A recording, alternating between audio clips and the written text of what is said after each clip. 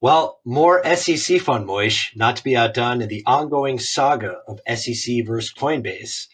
The other day, a federal appeals court directed the U.S. Securities and Exchange Commission to provide a more detailed rationale for rejecting Coinbase's request for specific regulatory rules tailored to the crypto asset industry.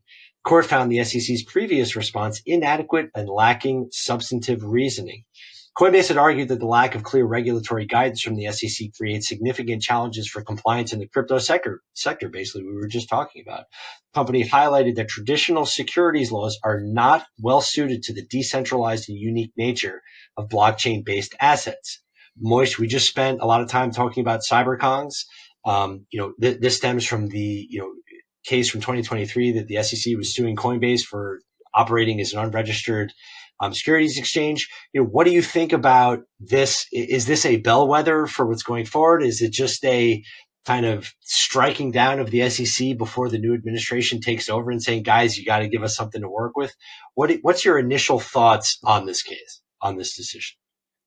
Yeah, I mean, why not all of the above, and why not also just a continuation of the judicial branch kind of saying, well, SEC, if you're not having a consistent kind of reasonable, viable approach, like, we're going to call you out on it.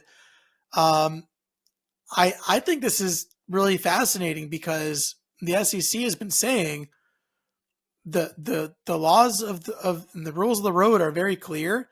All you have to do is follow, whatever guidance is out there. And on that basis, we're free to enforce and do all these other things. And people should know that what they're doing is wrong. And then, Coinbase said, well, can you give us a little bit of a hint? And the SEC's answer was just basically, no, we don't need to. We don't want to. We'll get around to it if we feel like it. And now it's interesting that the Third Circuit, which as Coinbase had asked the Third Circuit to basically compel Coinbase to actually create that rulemaking. Mm-hmm. And the Third Circuit didn't go that far.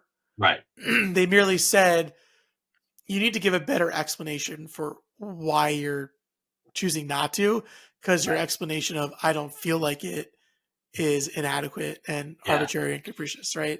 So, I mean, look, I think that ties directly into what you're saying, though, which is, does all of this kind of lead into now the new administration? And here, this was issued yesterday, January 13th, this opinion. We got about a week before the new administration takes over, and Paul Atkins, who we mentioned earlier, is taking over. And so it seems pretty evident that the people that are going to answer the Third Circuit's query here to more fully explain why they have decided not to issue regulation might be people among the new administration. Right.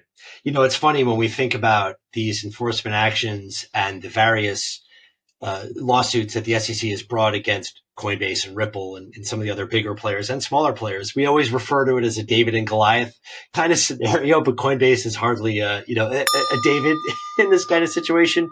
But what's really interesting here is that, one, we have the new administration taking over. It's all eyes on the SEC and what's going to happen under the new regime. But if Coinbase wins this suit, I feel like you're going to see all of these non-fraud related cases just evaporate pretty quickly. It's hard to see them continuing. So, really cool. Or, hear me out, Kyle, there will be actual guidance and legislation which you can follow and do things the way you want to and actually make an honest buck. Hell, you say. We'll see. Looking forward to it. It's a brave new world, folks. Buckle up. We'll talk to you on the other side. That's it.